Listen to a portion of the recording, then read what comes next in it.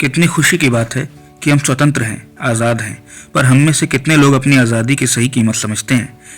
क्या हमारी स्वतंत्र पीढ़ी अपनी स्वतंत्रता का सही उपयोग कर रही है? 15 अगस्त 1947 को सत्ता परिवर्तन तो हो गया, पर क्या तंत्र परिवर्तन भी हुआ? हम में से कितने लोग स्वतंत्रता और तंत्रहीनता में अंतर समझते हैं? क्या ये प्रश्न आवश्यक है? क्या इन प्रश्नों का कोई महत्व है? इतना तो समझ में आता है कि ये बहुत ही जटिल विषय है। चिंता ना करें, हम सरल बातों तक ही सीमित रहने का पूरा प्रयत्न करेंगे। Major general sir Henry Havelock, East India Company का वो अफसर जिसे 1857 के स्वतंत्रता संग्राम में लखनऊ को स्वतंत्रता सेनानियों के पंजों से छुड़ाकर क्रांति की चिंगारी को कुचलने के लिए कानपुर से बुलवाया गया था। पूरा घटनाक्रम विस्तार से इतिहास की किताबों में लिखा हुआ मिल जाएगा। पर आलमबाग में बने हैवेलॉक के शानदार स्मारक के आसपास युद्ध में शहीद हुए किसी भारतीय स्वतंत्रता सेनानी का कोई नामो निशान नहीं मिला। जनता की निधि से गली कूचा बनवाने पर भी अपने नाम का पत्थर जड़वाने वाले नेताओं ने वतन पर लहू बहाने वाले सैनिकों का नाम दर्ज करने की जिम्मेदारी एएसआई को ही सौंप दी होगी।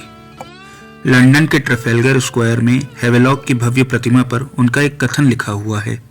सैनिकों, तुम्हारा श्रम, तुम्हारी वंचना, तुम्हारे कष्ट और तुम्हारी वीरता एक कृतज्ञ देश द्वारा कभी भी भुलाई नहीं जाएगी। अपने देश, अपने समाज, अपने उद्देश्य के लिए प्राणों का बलिदान देने वाले हर सैनिक की यही तो एकमात्र आकांक्षा होती है, और वो हमसे क्या चाहता है और हम उसे दे भी क्या सकते हैं। ये एक शहीद का अरमान ही तो है। इस शहीदों की चिताओं पर लगेंगे हर बरस मेले, वतन पर मिटने वालों का यही बाकी निशान होगा। मेलों का तो नहीं पता, पर शायद ढूंढने पर निशान जरूर मिल जाए। बरकत अहमद ने चिन्हट की लड़ाई में अहमदुल्ला शाह के साथ मिलकर 5000 सैनिकों का नेतृत्व किया था और होनहार अंग्रेज अफसर सर हेनरी हैवेलॉक के साथी सर हेनरी लॉरेंस को तोप से उड़ा दिया था।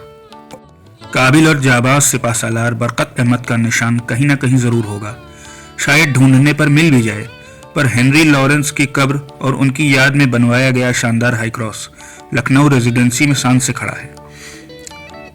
चिन्हट में शहीद हुए स्वतंत्रता सेनानियों का स्मृति चिन्ह भी कभी न कभी तो बन ही जाएगा। 1857 में क्रांति का नेतृत्व करने के कारण बेगम हजरत महल को नेपाल में शरणार्थी बनकर रहना पड़ा। 1962 में बेगम साहिबा की याद में उनके शहर में एक पार्क का नाम बदल दिया गया और एक स्मारक बनवा दिया गया। बेगम की फौज की महिला सेनानी श्री उदा देवी पासी ने 16 नवंबर 1857 को सिकंदर बाग में 32 अंग्रेज सैनिकों को एक पेड़ पर बैठकर स्नाइपर शैली से मार गिराया था। भनक लगने पर अंग्रेजों ने पेड़ों पर गोलियां चलाईं और उदा माई शहीद होकर भूमि पर आ गिरी।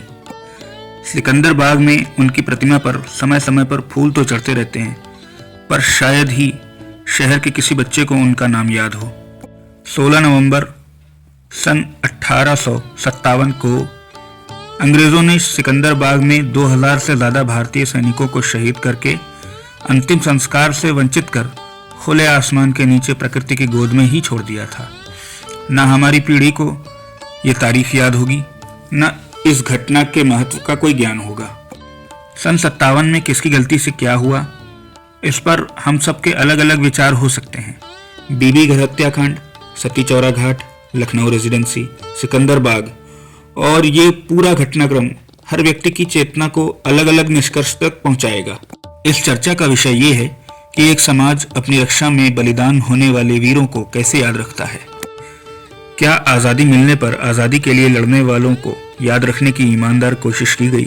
इंदिरा भवन, जवाहर भवन, Sanjay Gandhi PGI, Lohia park, Janeshwar Mishra park, Ambedkar मैदान, रामाबाई मैदान, काशीराम स्मारक और बहुत से नाम, स्मृति चिन्हों और व्यक्तित्वों का संरक्षण करने में हमारी रुचि का स्पष्ट प्रदर्शन करते हैं।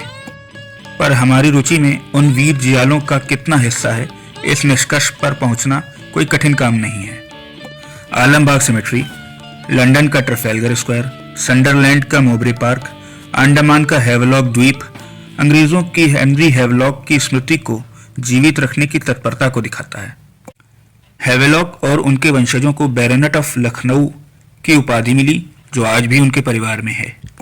सर हेनरी लॉरेंस ने अपनी कब्र पर लिखवाया था, Here lies Henry Lawrence who tried to do his duty। उनके द्वारा स्थापित 4 में से 3 शिक्षण संस्थान आज भी कार्यरत हैं। लंदन के सेंट पॉल्स कैथीड्रल में लॉरेंस का मेमोरियल बना हुआ है। अंडमान में लॉरेंस द्वीप बना हुआ है। न्यूजीलैंड में लॉरेंस के नाम पर एक कस्बा तक है। ये सब जानकर मरने से और भी डर लगने लगा है।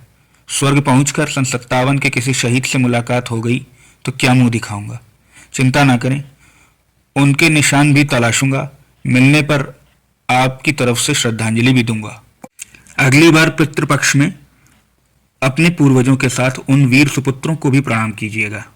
स्मारक बहुत महत्वपूर्ण होते हैं। स्मारकों से भविष्य को प्रेरणा तो मिलती ही है, इतिहास को संजोकर रखने की तत्परता का भी अनुमान मिलता है। हो सकता है कि पूरी बातचीत में कोई ऐतिहासिक तथ्य गलत या अधूरा रह गया हो। जंग खत्म हो चुकी है, देश आज़ाद है। हमारा उद्देश्य अंग्रेजों से नफरत नहीं, अपने शहीदों से प्यार और उन्हें सम्मान दिलाने का एक प्रयास करना है। विचार अवश्य कीजिए कि अगर आप उस दौर में शहीद हुए होते तो आज की पीढ़ी से क्या चाहते। अपने विचार हम तक जरूर पहुंचाइएगा। चर्चा में भाग लेने के लिए धन्यवाद। जय हिंद, जय भारत, वंदे मातरम।